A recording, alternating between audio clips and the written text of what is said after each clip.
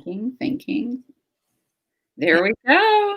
Well, hello, everybody. I am super excited to be here with you guys today, live on Facebook. This is Killin It Collective, kind of a special edition because we usually do Wednesdays in the evening, but we had some special things going on with our health and wellness company, so we had to tune in for. But I am so excited that my guest today was flexible and was able to hop on here with all of us to share her incredible story, her journey, her wisdom, her knowledge. She is someone that I completely admire and met through a inner circle that I'm part of, a mastermind group through Kyle Wilson, who was Jim Rohn's 18-year business partner, right, Kelly? Yes. Forever and ever. You've known Kyle way longer than I have, but Kyle's amazing, best-selling author. He's just incredible. And I've met so many incredible people, and Kelly is one of those people. And, one of the great things about Kelly, and one of my earliest memories, I think, of you, Kelly, was listening to you teach us all in January a couple of years ago about the one word, for the year. And that was the first time I'd ever even heard of it. And I know there's people out there that know about the one word, but it was one of the most powerful, exercises I think I've ever done. And the way you explained it was incredible. And it's always stuck with me, for sure. And so you've just been a powerhouse. And, I'm just honored to have you here today. Well, I am honored to be here, Jennifer. Thank you. And you are equally as amazing. I'm so impressed by you and all you've done. We have similar backgrounds and fitness and network marketing and just being leaders and servants. So love to you. Oh, well, thank you. I'm so glad you're here today. Now, you have been a health coach for 35 years. Is that right? You don't even look old. Did you start when you were like 10, 12? Be 35 in December, yes. Oh my gosh. I mean, kickball does not count as a health and wellness. Seriously, girl, you don't even look old enough to have been doing this for 35 years. So what got you into health and wellness? Oh my goodness. Well, we do things to move away from pain and towards pleasure. And my pain was a really strong family history of heart disease, diabetes, stroke, obesity, cancer, alcoholism, sedentary lifestyle, just stressed out. And I looked at all that. I mean, I grew up in New York, so it was just intense already. And I was like, ooh, I really don't want anything to do with that. And the pleasure was I was happiest when I was running, dancing, swimming, cheerleading, softball. I mean, I just love that endorphin rush. So when I was 13, I wrote in my diary, I will be an exercise therapist. No, not even really knowing what that meant. I just knew I wanted to be healthy and I wanted to help as many people as I possibly could to be healthy. Wow, that's incredible. And to know what you wanted to do at such a young age. I mean, that's really almost like God's purpose right there, right? That he just laid on your heart for you to write that down. And then I had to wait till I was 17 to get certified. Oh, wow. Now you're a best-selling author too. How many books have you been in or been part of or published? My first book in 2000 was Feminine, Firm, and Fit, and I've been a part of a bunch of compilation books, The Women Doctor's Guide to Health and Healing. The one that I really consider mine is Mom and Dadpreneurs. That was my birth child with Kyle Wilson, where we had 29 people come in and tell their stories about, about really how to have God, family, and then tend to your talents and have this amazing lifestyle with executive pay. Yeah. Passionistas, we have a new book coming out, Success Habits, which will be out at the end of this month. So that's so exciting. And yeah, I'm in the wellness code. So love to write. Yeah, that's awesome. I love to write too, as you know, and I think we're in Success Habits of Super Achievers together. So yes.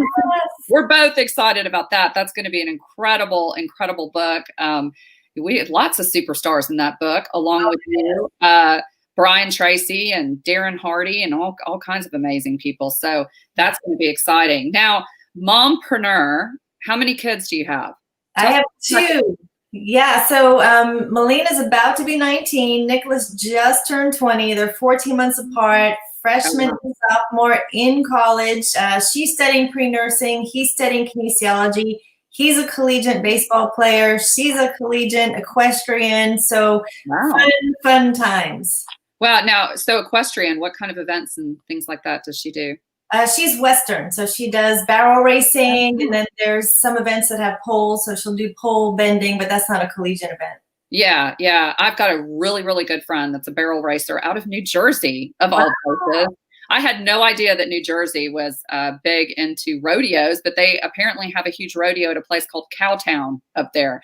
So Yeah. my good friend Sandy races her horse there for barrel racing. So it's Wow. incredible. It's I incredible. lived in New Jersey for 23 years and my parents were into horses. It kind of skipped a generation, but my Right. parents still own the only barn in Staten Island, New York. So they were into Oh, horses wow. years ago. Oh, wow. That's incredible. That's incredible.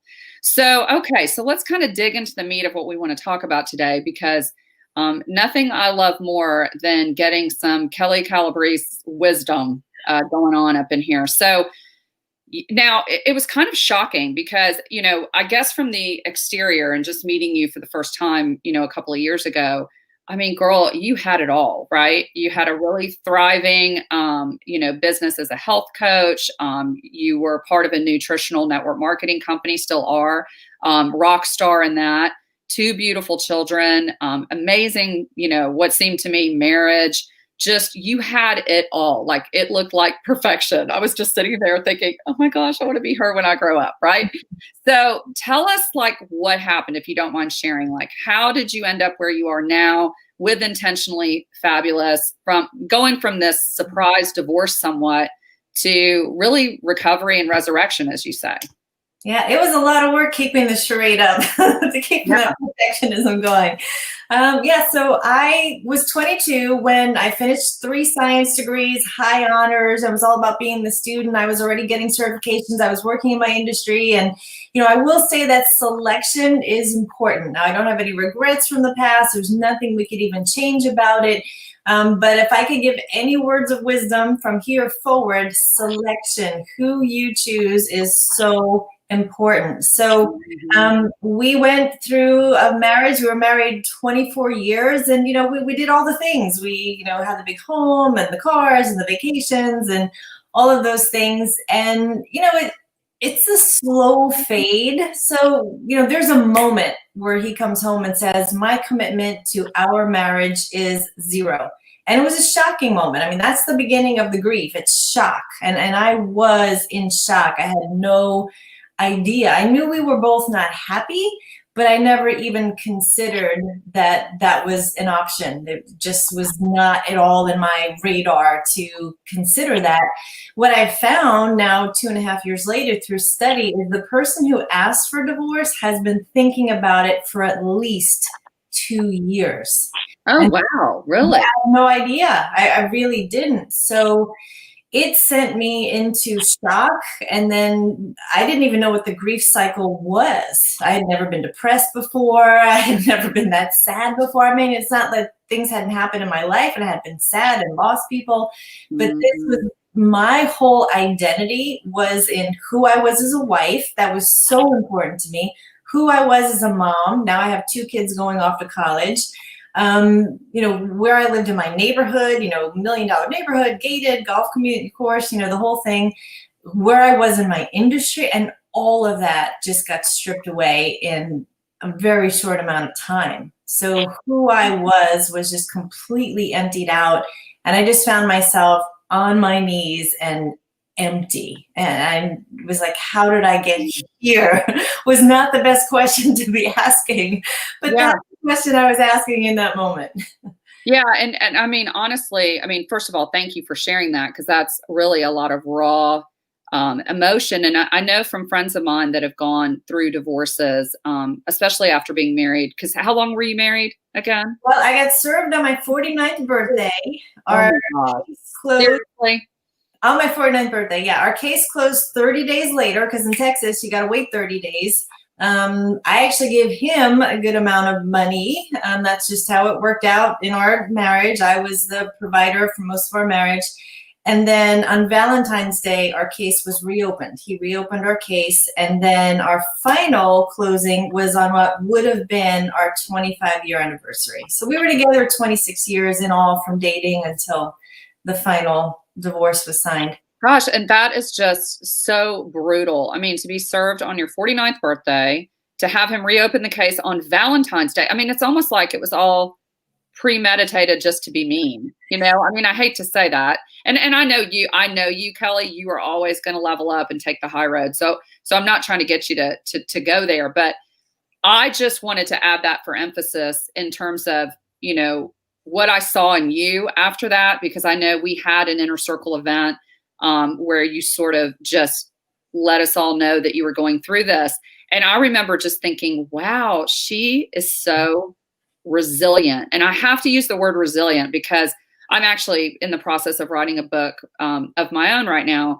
And I was in a part where I was looking up adaptability and resilience. And it was kind of interesting because I've always said I'm adaptable, but really people who go through things like what you went through, you kind of see the people that are adaptable, but then you see the people who are truly resilient, right? So adaptable means you can adjust your sails. You don't love it, but you can do it. But resilience is where you not only adjust your sails, but you come out stronger. You almost weather it better because you're already mentally prepared for the fact that when life throws you these curveballs, which I know you have been deep, deep, deep in personal development and teaching personal development for so long that I'm sure when that hit you, and I could just see it in you, that you were mentally prepared in a way to deal with it. I know you were sad and I know you were down, but the profound wisdom that came out of all of that as you were journeying through that I know you shared with us in the inner circle was mind blowing. It was just really incredible to see you, you know, go through that and come out the other end with what has now led to Intentionally Fabulous. It's just incredible. Well, thank you. I mean, I am a knowledge person. I did get my first set of Tony Robbins cassette tapes when I was 17. So I have been studying personal development for 34 years. And even with that, I still was unprepared. I mean, knowing all that I knew, I still got depressed and, you know, it was hard. And you know, you even wind up doing some things and saying some things that you regret, even knowing what you know, because it's such a visceral, guttural, emotional thing. But in the last 2 years, I was determined to just consider it like my job. And thank God for network marketing because I got paid every week. Yeah. Oh, yeah. Yeah. But I did anything I could find to do. I did divorce recovery. I was in the healing center at church. I was in the prayer groups. I was going to the Bible studies. I went to the retreats. I was at the conferences. I was reading the books, listening to the sermons, praise and worship, journaling, meditation, energy work. I mean, name it. I was going to talk to as many wise people that I could talk to because I was absolutely determined to be well. I want to understand this. I was like, okay, I'm smarter than this. My God's bigger than this, you know. Amen. Amen. Yep. And this, you know, how can this possibly be? And I remember saying to my ex-husband a few months before he left that I'm going to be happy and I'm going to be well. And he kind of stood back and he was like, how are you going to do that? Because he always said, you're no fun. You're never happy. And I wasn't. And I'm like, I don't know, but I'm going to figure it out. And I have, you know, I finally just feel like I'm first starting to live now. Yeah, it's like, well, and I had a really good friend. She may even jump on here at some point, but she kind of went through that, married 28 years and kind of got the same sort of, I don't know, I guess feedback from her husband. We'll just put it that way. And what's interesting is she started a whole second chapter of her life. She's actually just recently gotten remarried. And, you know, I literally talking to her the other day, I'm like, it's like, the real you, girl, is coming out. Like she said, oh, I know, because she got married really young and she was very unhappy for a very long time. And she said, I didn't even really realize how unhappy I was until I knew what happiness and love now for her truly is. And so it's been an incredible journey. You know, and I really want to encourage you guys as you're watching this, share this out. If you know somebody who's recently been through a divorce, because I know we're going to get into some things here in a second that I think is really going to bless some women out there that are dealing with divorces, especially surprise divorces. First of all, I want to say shout out to Cindy Carlin, my good friend Cindy Carlin, who she actually says, Kelly, that she totally understands because she's my friend that I was referencing earlier. I think Cindy was married 26 years, right? Right, Cindy? So she's gone through a divorce and weathered it and come out the other side. And even Chad was saying that he's been there with an ex-fiance. So super excited. I got to say hi to my business coach, Ken Walls. He's incredible. And I thank him so much for sharing this out too. He's shared this out to his massive audience. So I'm super excited about that. And thanks, Kelli Williams, for joining us. She is not divorced, but she's got a lot of friends that are. So, and a huge network of people and women that she can share this with. So I'm super excited. So Kelli, tell us a little bit about Intentionally Fabulous and where your heart is and all of that. And, you know, really what you learned from your journey that sort of brought you to this point. Absolutely. Yeah. So I am also wired as a doer. You know, I'm highly responsible. I'm an activator and leader. And so my whole life I've been doing, and I've had a blessed career, you know, writing, speaking, consulting, editing, spokesperson, media work, network marketing. I mean, I've just done some amazing things. And that was too what my identity was really lined up with. So when this happened, my brain just fogged over. I mean, I couldn't work if I wanted to. Things that came easy to me naturally, I just couldn't do. Stuff that would be, you know, simple and fun for me to do, it just fell through my fingers. Doors slammed in my face. I mean, anytime I tried to work, it was like God was saying, be still, you owe me. Like you've been going nonstop for 30 years. Like, no, you're going to be still. So it was the most frustrating thing for me to wake up and literally have nothing on my calendar. So in this season, I was like, Lord, surely you're going to use this somehow. And little by little, the pieces started coming together as I healed, as I learned where my identity was, as I learned to forgive and renew my mind and, you know, just really get the self-care going again to eventually getting to a place where I was healed and now ready to help others. So Jennifer, I was working with another mutual friend of ours from the inner circle, Roy Smooth, on what a new brand. And so we did an exercise back in January, and my previous brand had been Wellness Mompreneur. But now with the kids off to school, we felt like, okay, you need your next thing. And so together we came up with Intentionally Fabulous. And I remember being face to face with him in my kitchen, and he said, Kelli, you're not there yet. And the tears were just streaming down my face. I'm like, no, I'm not intentionally fabulous yet. Right. We got to do the Roy Smooth voice though, right? He's British, right? So he's like, Kelli. He probably was like, Kelli. Right? Yes, he was. I don't know, something about Roy when he talks. It's musical. It's you know, that's how he ended up in music, I think. But it's just incredible. So he probably made me cry too with just a sentence or two. And he was like, "I'm sorry." I'm like, "No, don't apologize. You're right, and I need to hear this. Like, I needed truth. I knew I wasn't fabulous, but you know, I wrote all these words about who I wanted to become, and then we looked at the gap. Like, you're here. You want to become here." So it took a while, but I eventually arrived at a place where now I know that I am intentionally fabulous and so committed to helping other women who are going through these stages of separation and divorce to get here as well. And you can't rush grief, but knowing what I now know, I know I could have done it better. I know I could have saved myself a lot of agonizing days and months and hours and tears of replaying the story over in my head. And so I really nailed down what I believe are the most masterful, high-level things that if this had existed for me 2.5 years ago, things could have been better, faster for me. And for me then means my kids, and you know, it just trickles out from there, my team, everyone else. So I did put together a course. We're launching it October 14th. The first Intentionally Fabulous course is to help singles be renewed. There will be other courses down the road about, you know, remarriage and all those other, you know, 50 and Fabulous. But right now it's about getting single people to have hope and be restored and renewed. Oh, wow. That's incredible. So tell us a little bit about the courses. Like, I know we were speaking a little bit, quote unquote, backstage before we went live. You've got some incredible people. You know, it's not just all you, right? You're bringing in some of your amazing connections and just rock stars for all aspects of what's going to be needed for this recovery and resurrection after divorce. Tell us a little bit about that and how that all came about.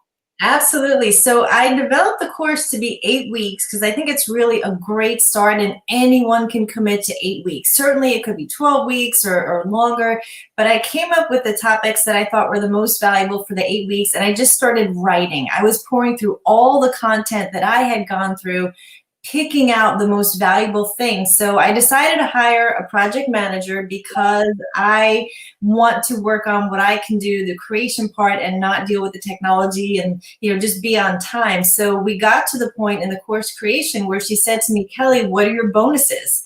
And I hadn't really thought about bonuses, but certainly I could come up with bonuses. And then it hit me, wait a minute, there have been so many people who have helped me over the last 2 years. I would love to bring them into it and let the people in the course be a fly on the wall to be able to hear what these training sessions, these are all master level, world-class people in what they do. So I'm up to about, 14 or 16 of these interviews already. So it's my meditation coach, who Jeanette, who's our mutual friend, Yeah.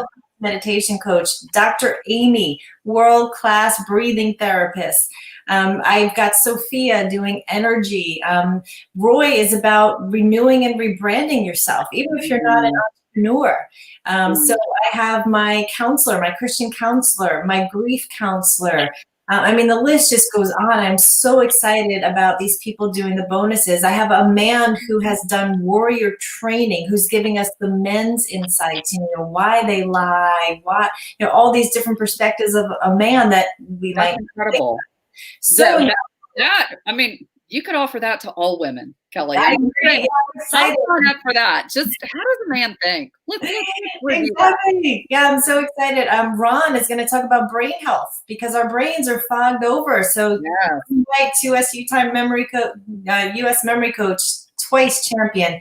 So, yeah, I have all these. The great thing in my life over the last 2 years was my friends. They shared so much wisdom and they helped me heal. So a lot of them have been divorced as well. So they have that story. One of my friends teaches divorce recovery at her church, and she has a degree in communication and conflict resolution. So yeah, let's talk about all the conflict we're going through and how do we do that in the most excellent, healthy, productive way. So she's sharing a lot of practical tips. So yeah, I'm really excited about the bonuses. Well, and just even my comment from my good friend Cindy here about, that she's still dealing with issues, even though I know her divorce was several years ago, because I think, and just knowing Cindy, and then I'm sure even with you, a lot of women, especially when they've been married for a very long time, you tend to have children with your partner. And now, you don't stop being their parents. And so you're almost forced to, it's different, I think, from a situation where maybe you were married and divorced and didn't have kids. You don't ever have to see that person again if you don't want to. But with children, it's completely different. And so how have you been able to navigate that post-divorce, in terms of, co-parenting? I know your kids are older now, but, the impact's still the same, obviously, at any age for kids. So how has that gone for you, and any tips you could give in that department? Yeah, it's been messy. I remember, he sat us down at the kitchen table, and my kids at the time were 16 and 17. And he said, kids, you see, your mom and I, we don't really get along very well. So we're getting divorced. It's not your fault. We love you. And so I just sat there like, I was just gasping. It was just, you think you ruined your children's lives, or at least I did in that moment. I couldn't even speak. And so the kids are going to do different things, even from the same family. They're going to do a couple different things. One will try and maybe be the good child and just be good and not, shake the waves. And another one might just, kind of get sick and manifest physically or mentally. Another's going to get angry. Another's going to rebel. Another's going to try and be the best at something, put it into sports or academics. So the kids are going to do different things. It is new territory for everyone. So you're navigating everything yourself, because now you're hurt, he's hurt, you've got two hurt people hurting people. Whatever you can pre-decide, because you're making decisions you never thought you'd make before about, childcare and caregiving and parenting and girlfriends and boyfriends and sleepovers. And so being together is really important, because as soon as the kids see that you're divided, they're going to be playing against that and playing you against each other.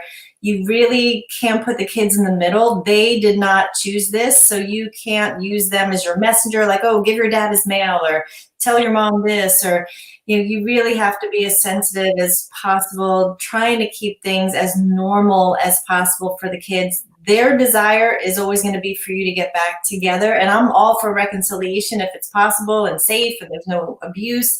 That's always the most excellent thing to work on. But once you know that, it's going separate ways, do what you can to co-parent amicably and keep your issues from the kids. So not talking about the other spouse in a negative way in front of the kids, but also being honest with them. Even at a young age, they need truth.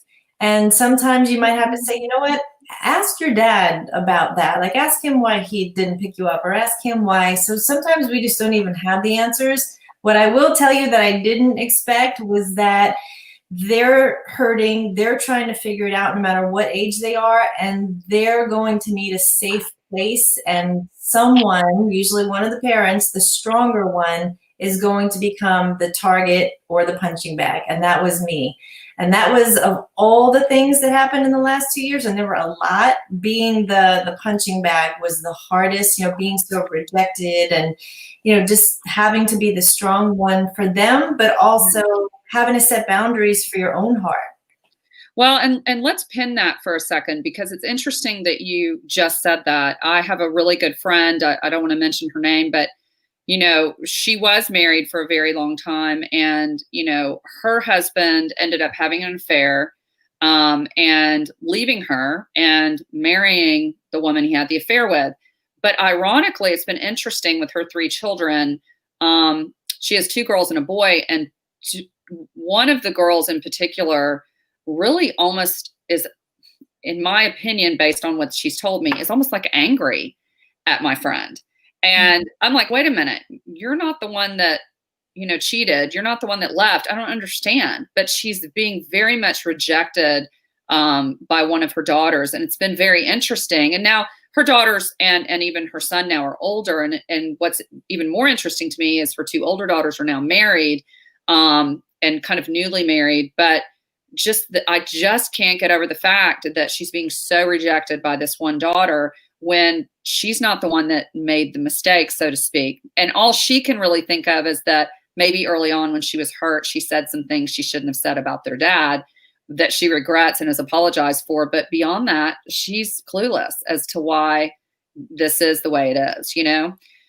Have you heard, because I know you always do so much fact checking in terms of the science and the psychology and all of that. I know we were just discussing backstage, you were mentioning that ironically, you would think that it would be after, long years of marriage, people would part, but that the number one age to get divorced, you said, was 30, which I thought was really interesting. But what has been your experience and the wisdom that you've gained in terms of this rejection factor, the punching bag factor? Is it just because you're the stronger parent? Because I know in your situation, you didn't ask for the divorce, your husband did. So why was that? Why is that? What have you found out? Yeah, I think because I was the stronger one, that they felt that they could just, let their guard down with me, so they could walk in the door and, be angry at me and reject me. And I was going to be strong no matter what. I was the one who was keeping their life together, keeping them in school, their sports and, their home and everything, keeping it as normal as possible. So I think they lost respect for their dad. He was engaged within a month of our divorce, and a couple months later, quickly remarried. So they're teenagers, their brains are still developing. There's a lot of emotions they're trying to navigate. So just felt like they thought, I was stable, I was strong, and they could, and I had my own issues with unworthiness and, and trying to keep things normal for them. But that is that happens. They're going to need someone, and they're not going to take it out on a coach or a teacher, or they're not going to talk to other kids about it because they feel like they're the only one. They're not sitting at the lunch table, especially now, having these conversations. So they have so much in that they just need to get out, and it's going to come out in an ugly, nasty way because it's unnatural. They don't want this. They desire for their family to be together, and even though I wasn't the one who wanted it, I was the target. Yeah, that's so interesting. Now, so what did you really start incorporating into your daily routine when all this started happening to kind of get yourself recentered? Is there anything, because I can just imagine, being overwhelmed with the sadness, being overwhelmed with the depression. And as you mentioned, which when you just said this, it just made me think of that, but just the feelings of unworthiness, which, as my coach and I were talking about just the other day, I believe that just as human beings, just day to day, we all struggle with feelings of unworthiness, not being good enough. And especially in this day and age where there's so much social comparison going on with social media and things like that, it's very easy to fall into that trap without the addition of your marriage falling apart. So what did you do to sort of keep yourself sane? Is there anything you incorporated into your daily routine that you could share with the audience that really helped during that time? Yeah, and that's one of the reasons why I want to do this program, because I have always been healthy no matter what. I've never been sick a day in my life. I had the flu once, but I've never not had good health habits ever. I mean, I wake up every morning, I have my quiet time, I journal, I exercise, I read the Bible. I never got out of that morning routine. There were mornings I just felt like staying in bed and crying, and I could just feel I was clenching my fists and clenching my teeth, and I'd start to play the story of the unfairness scene, just and I go, get up. And I'd get on my bike and I'd pedal and the tears would be going. And so I never lost the health routine. Yes, I was sad. I was down in the middle of the day. I get back in bed and just cry. And I definitely did those things. We're all going to do something. And from what I've seen, there's a lot of people that are going to do things that are unhealthy.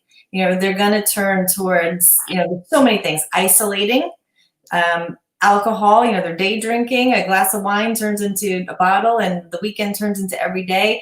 Escapism, whether it's travel, going to the clubs, what everyone is going to do something. I never lost my health routines. Some people go on what they call the divorce diet, and that could be one or the other, where you just don't eat because you're so upset and your gut and your stomach are just in knots. And some people go the other way, where they're just trying to feed something that you can never fill that hole. You feel like your heart's been shattered, your soul's been torn, there's this hole here, your whole world is just shattered into pieces. And so do you want to get up and, read affirmations and be positive? No. No, you don't. But you have to start someplace. I couldn't imagine going through this and not being physically healthy. Because I did have down moments. Of course, my energy was low. Of course, there were nights that I didn't sleep. But because of how I'm wired, I still got up and had my protein shake and, my egg whites. And so I want to help. Well, and I can, not to interrupt you, but I can imagine that routine that you had always had, in a way, was probably somewhat of a comfort.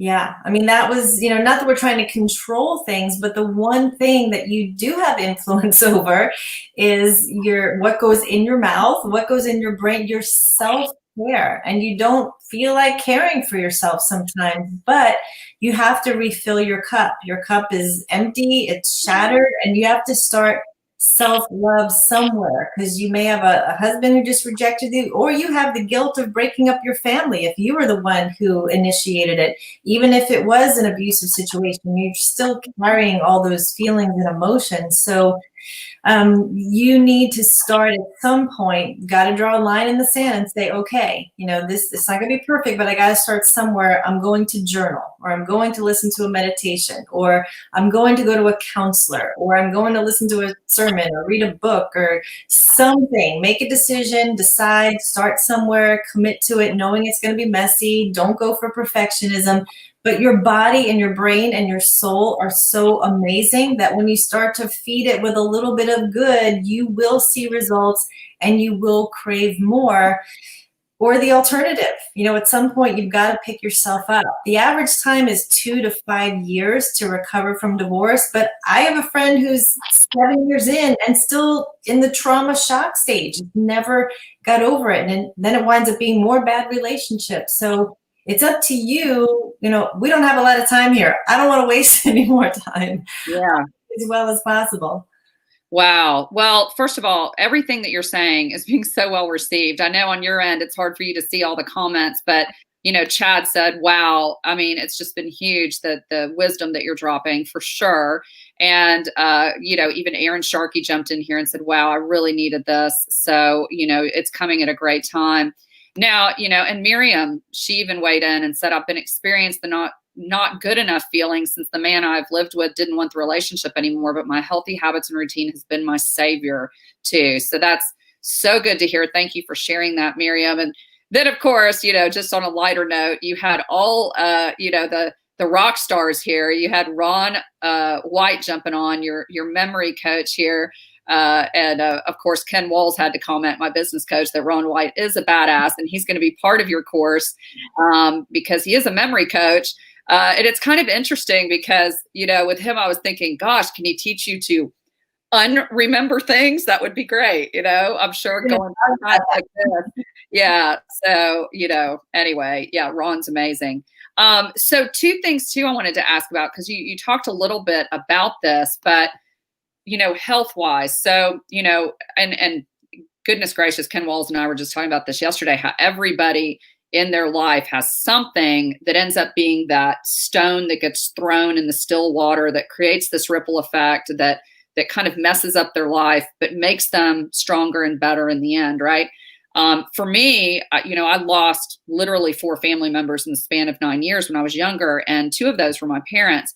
But what was interesting is when my mother passed away, she had lost her husband, her mother, and her brother in the span of 4 years. And I learned through that journey that stress can cause illness, literally, in people, and almost more especially women, which was shocking to me. Women, even though men tend to, believe it or not deal with divorce, I've read, as emotionally well as women do, maybe because we're more open with our emotions and we tend to have girlfriends and things, whereas men have to be strong. But on the flip side, women tend to become sicker in the long run, that they really internalize it, and it can change their physical health with everything going on in their life. So with you being a health coach, what are some tips in that regard? Now, you said you still get up, you have your protein shake every morning, you watch what goes into your mouth.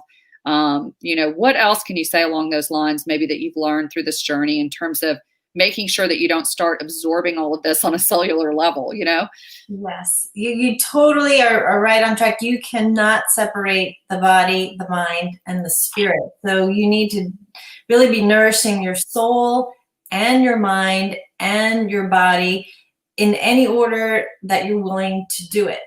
So for the body, sleep is huge. I know on our recording yesterday with Amy, we talked about sleep and how our body just gets so amped up, and our nerves are going, our brain is going. So sleep is something that we should be doing for 7 hours of our day. It's a big chunk out of our day. So if you can have a sleep routine that helps you to have good quality sleep, and we talk about that in the program, but whatever it takes to leave a stimulated, awake, conscious state to get you into leaving awake into a sleep state, and then to be able to sleep for all those hours. If you're not rested, it just makes everything so much worse.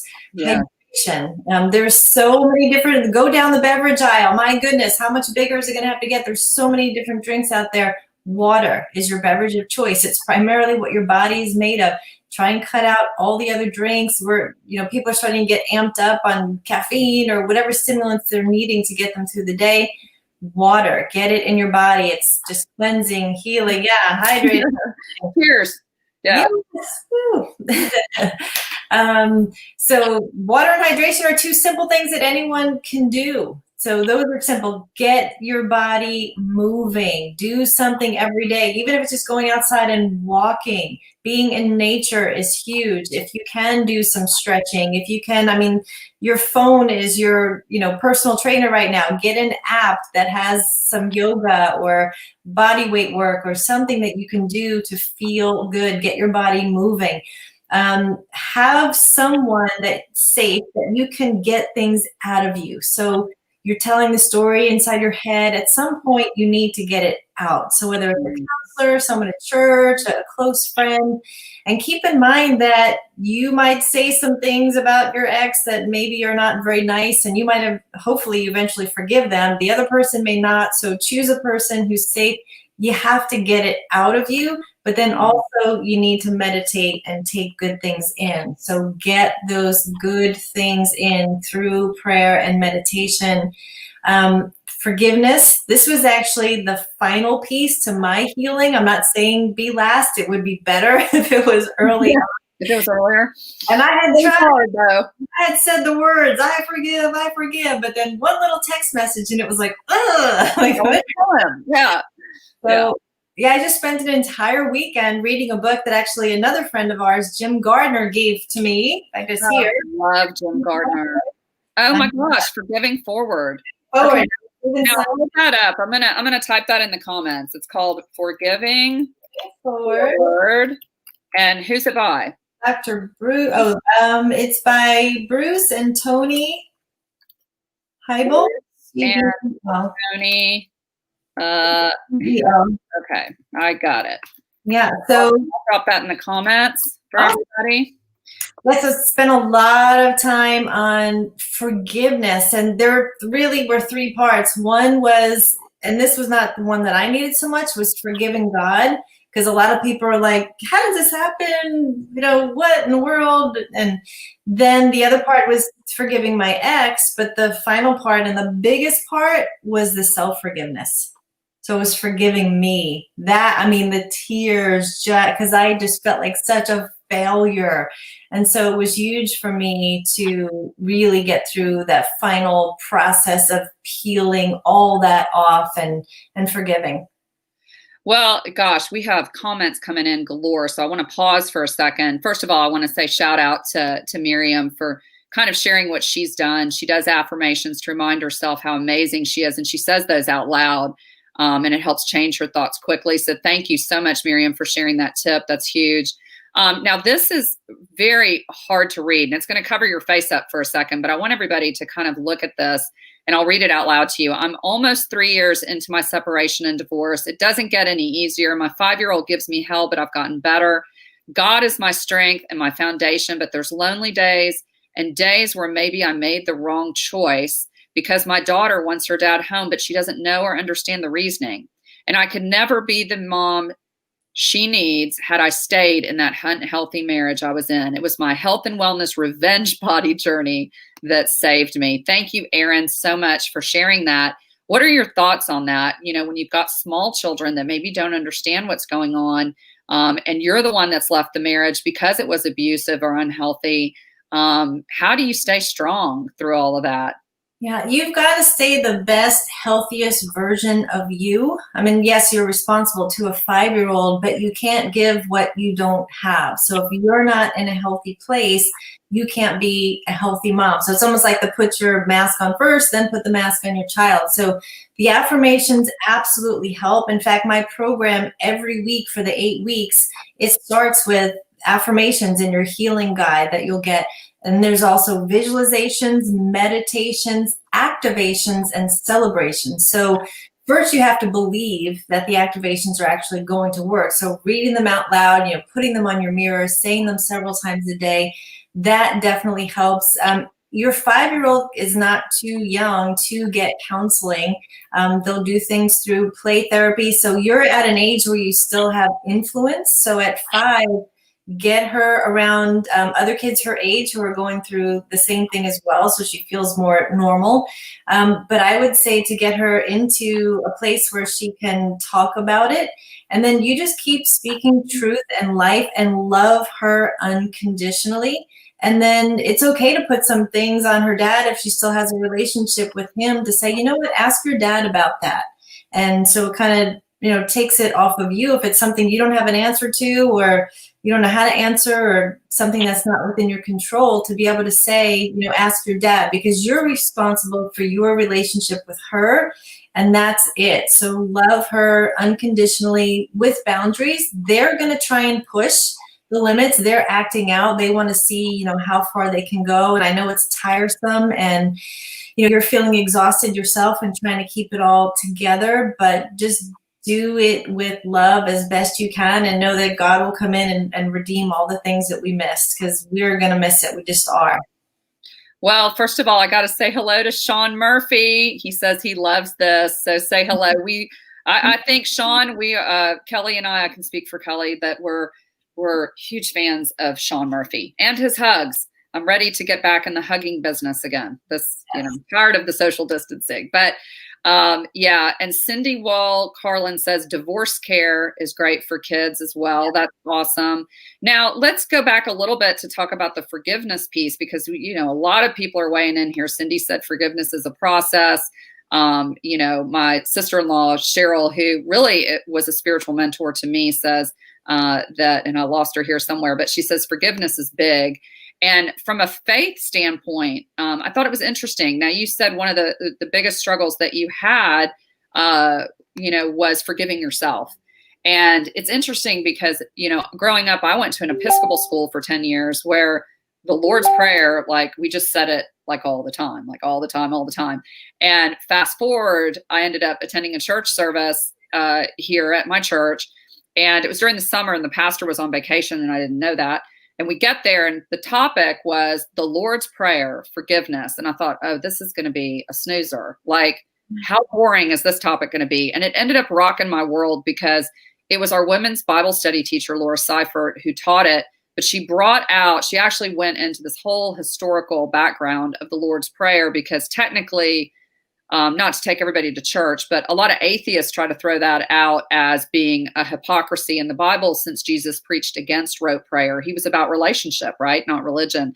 But he kind of gave it to us as an outline, and it was technically the things we sort of always need to have in our prayer life. He didn't necessarily say we had to say it exactly like that, but it's sort of turned into that. But what was interesting is she said the reason he really talked about forgiveness is because if you go all the way back to the Aramaic word, it truly meant like, forgive us our debts as we forgive our debtors, or trespasses, however you said it in your church.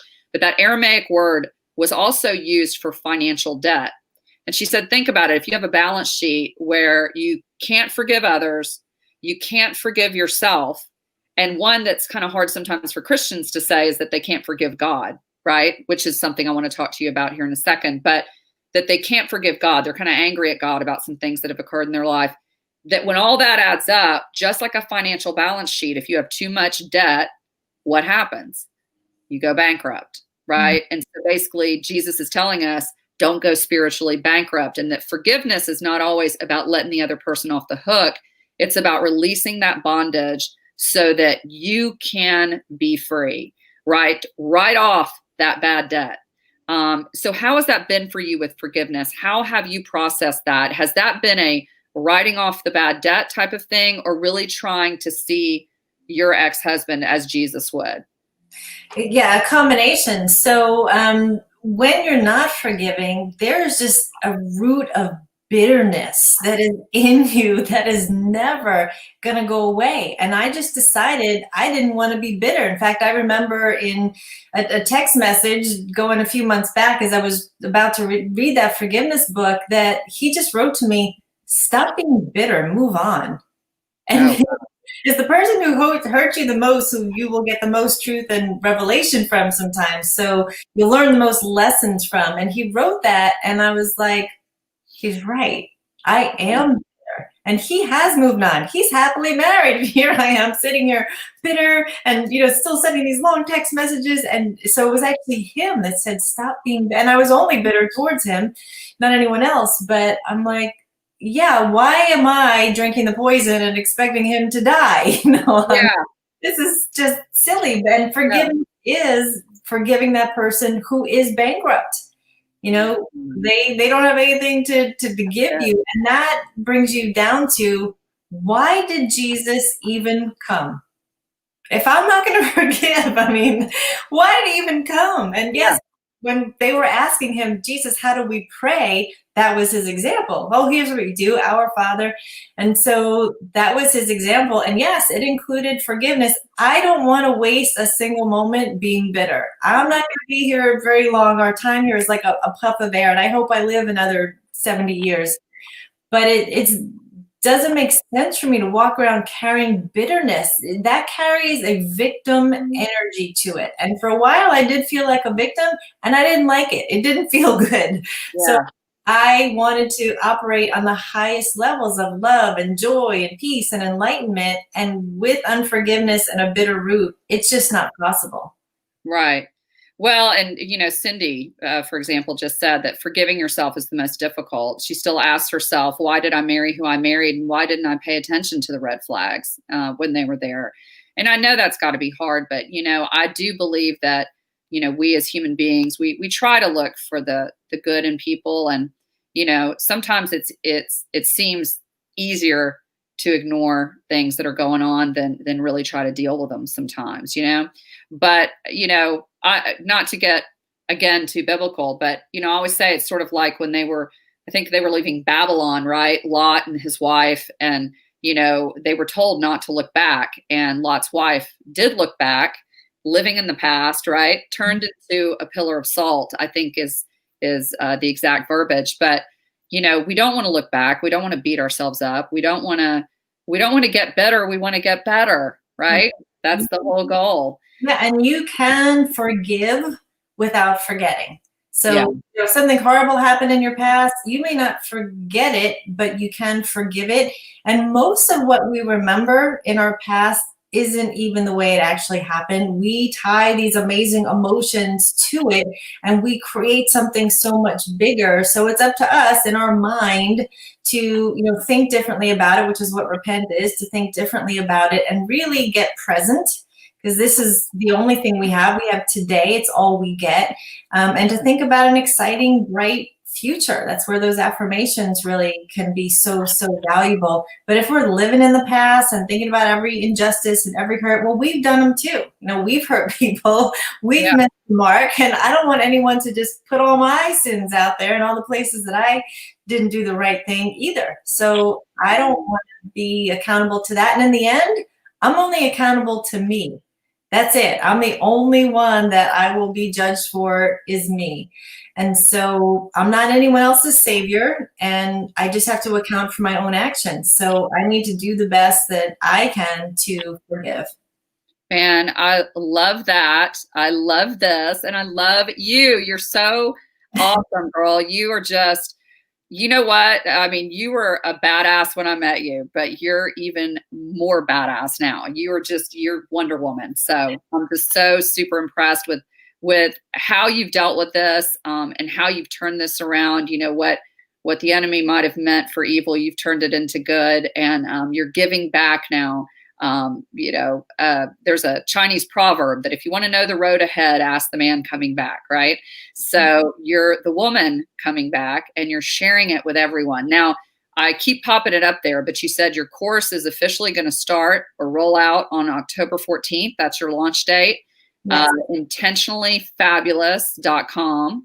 And so that's awesome. That's awesome. Now we're bumping up on almost an hour, but we've got a few minutes left.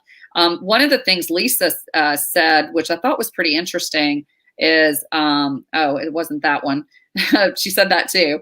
But she said also that her son had said that he gets sad because every time he talks about his dad, she kind of has that nonverbal response of bitterness, I guess, probably, or hatred towards his dad. How do you manage that? Trying to really kind of rein in those emotions so that they don't, wear on your face, like wearing your emotions on your sleeve, so to speak, when you're talking to your kids or they're speaking about their dad. Yeah, and they do. There's always like a little bit of a dance between, you need to be true to your own heart. And if you really do hate him, that hate is going to show up on your face. So it's a process of your own healing, your own forgiveness to get to the place where you don't hate him. The highest level of forgiveness, which is where I finally got to, is to actually bless the person in the area that they hurt you. So I have blessed his new marriage. I've never met his new wife. I don't know her, but I already pre-decided that if and when I meet her, I will be nothing but kind to her, and I will thank her. And I hope that they're happy. This is his third marriage. I hope they make it the long haul and they stay together forever, and that they were just a good fit for each other. And so I'm speaking life over his new life. And it just took the hate away from me. And now we were designed to hate. There's something called enmity, which is a holy, violent hate. So I could hate that he left me. I could hate that he's, was dating, or hate that he got married so quick. I mean, we're designed to hate things like pedophilia and rape, and it's like a holy, violent hate. So it's okay to hate things that are evil and bad. And so maybe his actions were, and obviously it was hurtful. He married a younger, skinnier woman. Yeah. But just direct your energy in the right places. Know that your son is precious and that he is watching everything you do, and he's going to repeat what you do, not what you say. So if you're starting to make this hateful face, he's going to start to think he should hate his dad. He's going to start hating his dad. It's going to put him in an area of conflict. To be honest, the statistics for children of divorce are not good. In fact, one of the bonuses in my program is I shared 18 statistics of divorced children and 12 ways that you can help your kids adapt in a healthy way so that they don't need to be one of those statistics. But they're watching and they see those expressions. They feel the energy of anger. So you might need to do a combination of mustering up a little enthusiasm, a little smile, a little bit of love, even though you might feel like you're going against how you really feel. You know how you feel is just still kind of tender and still kind of healing. But hopefully you eventually get to a place, and I'm like that now. Like my daughter sent me a picture the other day of my husband. He blocked me from social media saying, wow, dad doesn't look good. He looks like he may have had a stroke. And his face just was kind of sagging a little bit. And I said, oh, I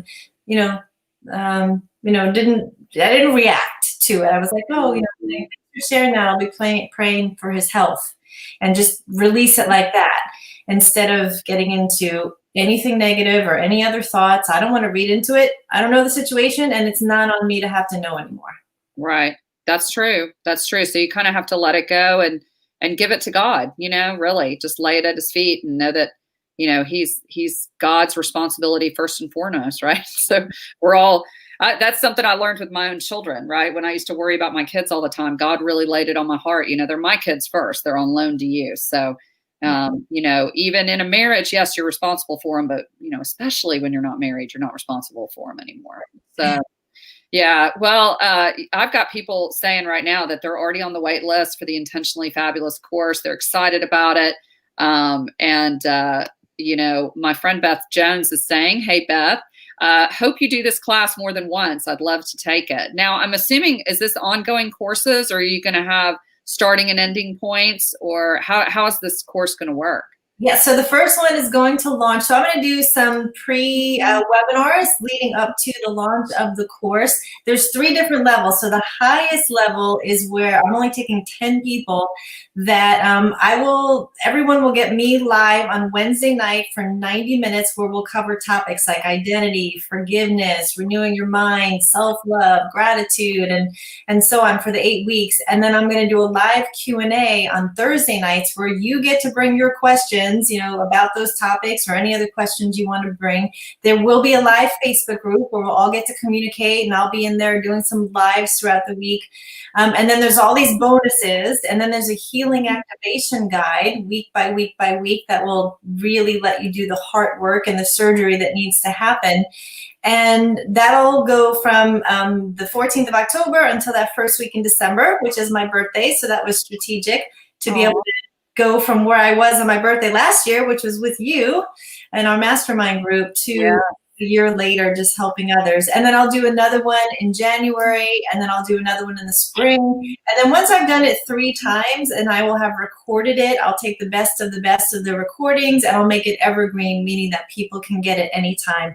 That second level coaching, they get everything except they don't get the one-on-one sessions with me. So for the 10 that I'm taking at the top level, they will get a 30-minute live with me every week for the 8 weeks.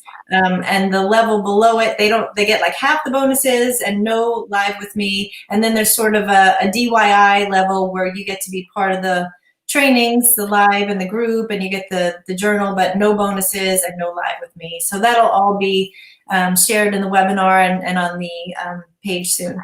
Okay, awesome. Wow, girl, you have got it down pat. It's exciting. And I know that it didn't necessarily have the best roots, but there's definitely some amazing fruit that has come from this. So you are really providing streams in the desert for so many women out there. And I'm super excited to even be a small part of helping you get the message out and the word out. I know you've blessed everybody that has tuned in today. I really encourage you guys, if this really spoke to you today, please share it.